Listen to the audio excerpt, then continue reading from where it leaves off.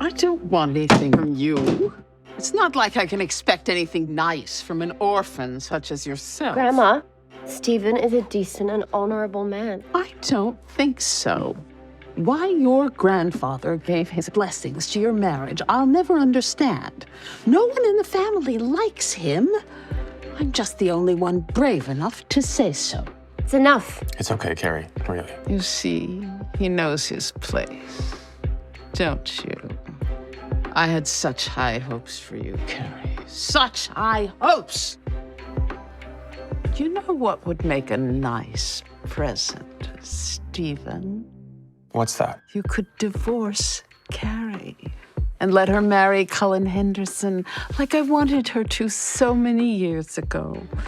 Now that would be a nice present. Now pass me a present. And it better be expensive. I grew up as an orphan and poor, but I was about to discover I had more money than God. How incredibly rude. No shock there. The orphan boy has no manners.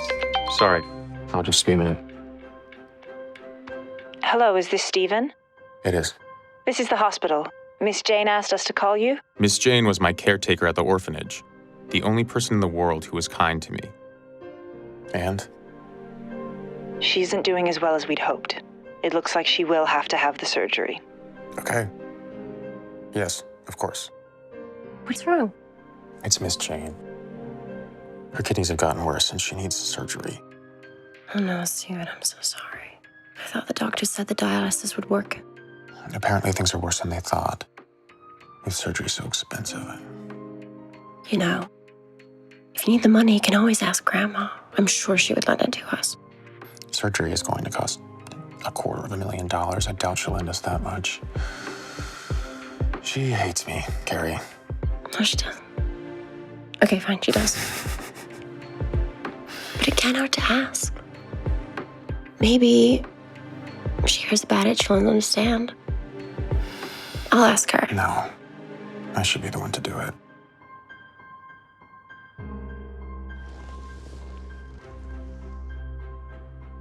Lisa.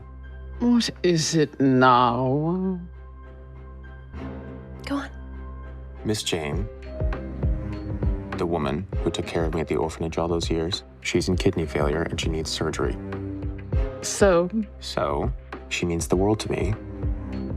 And I was wondering if I could borrow some money to help her. and how much is this surgery? $250,000. I see. I just figured, as generous as you are, maybe you'd like to do something nice for someone as a birthday gift. You figured all that, did you? You come to my house on my birthday. You give me nothing. You have nothing. You leech off my granddaughter, and you have the audacity to ask me for money for some random woman's treatment? She's not some random woman. She's someone that I care about. How can you care about someone if you have no money to care for them with? Miss Jane took care of Stephen and many others out of the kindness of her own heart. And Stephen just wants to repay that. It is my birthday, for crying out loud. Unless the two of you are going to tell me that you're getting a divorce, I don't want to hear anything. I'm not divorcing him! Believe it or not everybody marries for money. Some people marry for love, like us. And is that how he shows his love? By forcing you to beg for money? Once an orphan, always an orphan. All right. If you want the money, you kneel and beg for it, and I'll give it to you. What? Grandma! Be quiet, child. I need you to see what you've tied yourself to. This is what he is and will always be. You heard me. Kneel. Beg.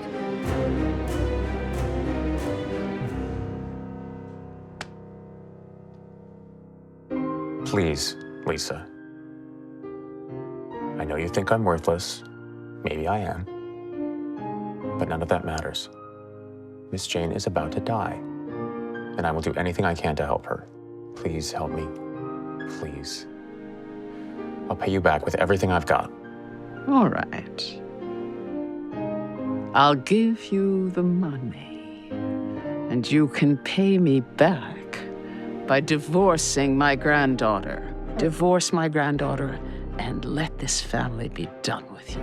How dare you? How dare you interfere in my life? Someone has to. You obviously have no sense of your own. I just can't believe her. I'm gonna go make some calls, see if anyone can help. We won't let anything happen to Miss Jane. And I'll go visit her now. I should be there for her. Thank you for sticking with me. Where else would I go?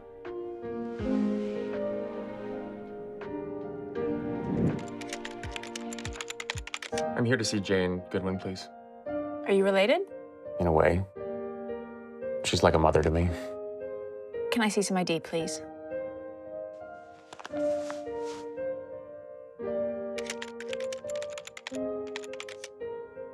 I'm sorry.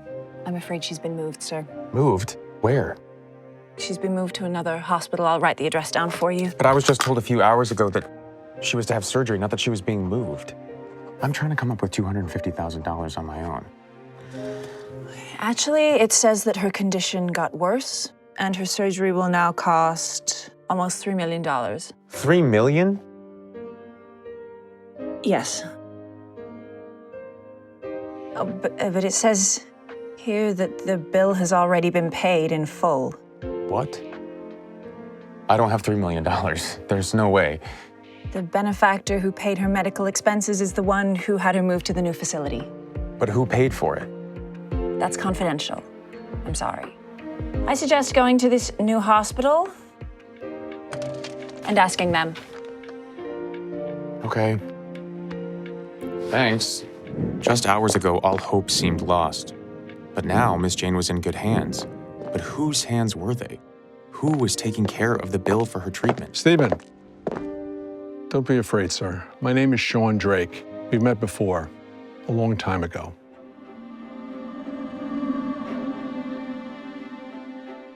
I know you. My parents are dead because of you. Sir, please.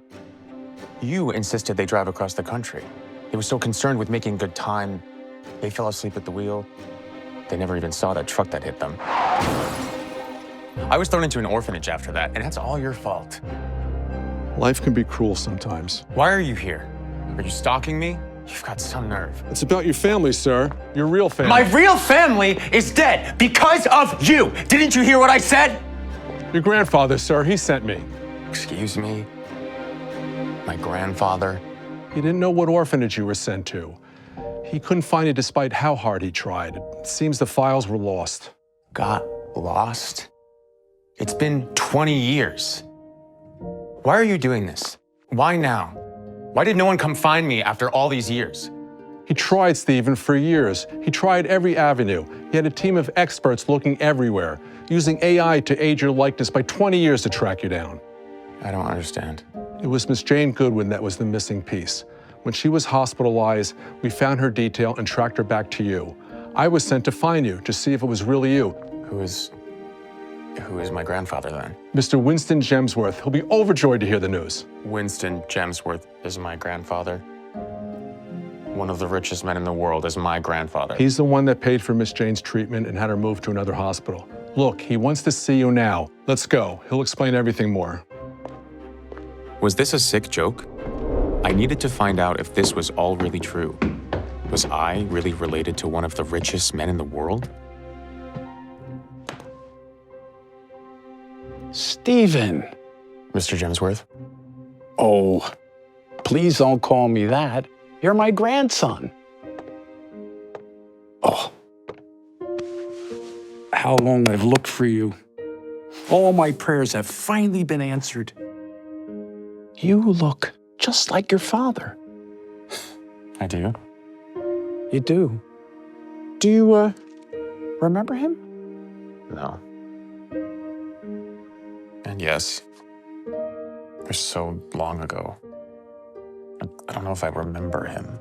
Just bits and pieces. Nothing makes sense. I can't remember his face or Mom's. It's all right, my child. It was many years ago. You were quite young. I'm sorry we left you alone for so long. Come, we have much to catch up on. Winston shared stories about my parents, while I told him about my life. I couldn't believe I finally had family of my own. You're more than welcome to move in here, of course, with your wife as well. Oh, no, we live in an apartment. Apartment in town, yes, I know. But this is your home, too. Besides, now that you're back, I got to get you up to speed on family business. Who else is going to take over when I'm gone?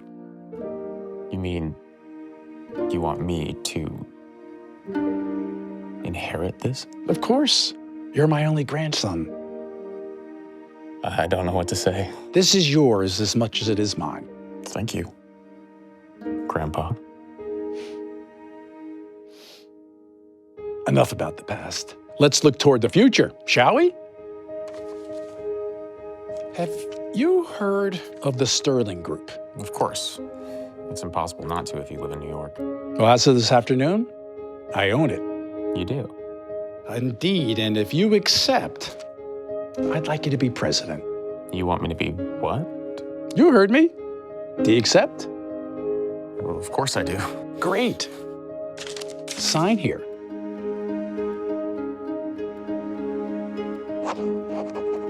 You start tomorrow. You should let your wife know it might be a few long days to get everything situated. Smooth transitions make for better business, as you know. Stephen, where are you? It's a long story, Carrie. But the good news is everything's going to be okay. What do you mean everything's gonna be okay? Did you get the money? Not a lot makes sense right now, but you have to trust me on this. Everything is taken care of. We're going to be okay. You, me, Miss Jane. It's all going to work out. I'm worried. It's just so hard to believe. I'm handling everything. Just give me a few days to get the details worked out, and I promise I will explain everything. We will finally be able to live outside your family's shadow. Okay. I trust you. I love you. I love you too.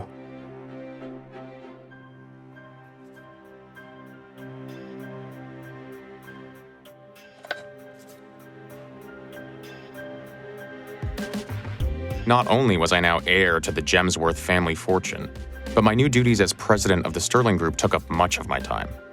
I jumped right into both roles, learning more about my family while also learning more about the family business.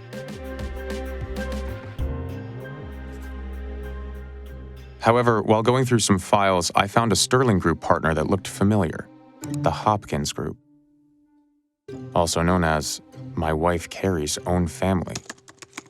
It looked like most of the Hopkins family deals were with the Sterling Group, and with access to their files, their entire life was now in my hands. And after how Carrie's grandmother Lisa treated me,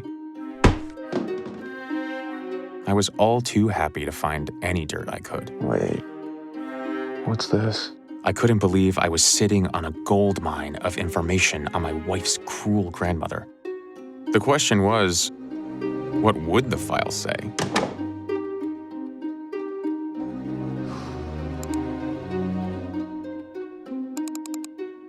Lisa Hopkins was suspected of hiring a hitman to take out her own husband? I could not believe what I was reading.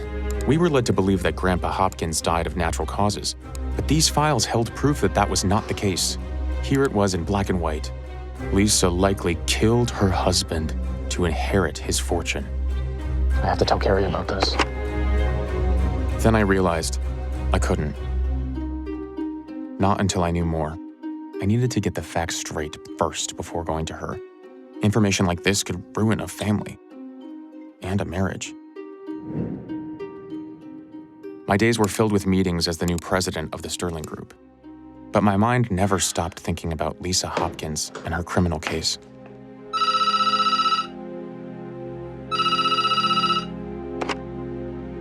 This is Stephen. Hello, Stephen. Who is this?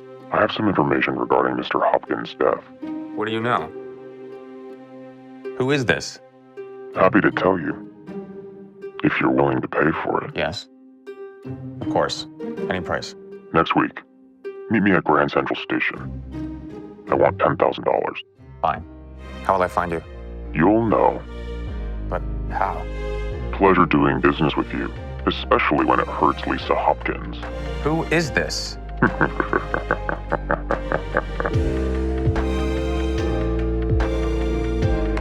Who was the mysterious man on the phone? What evidence did he have against Lisa Hopkins?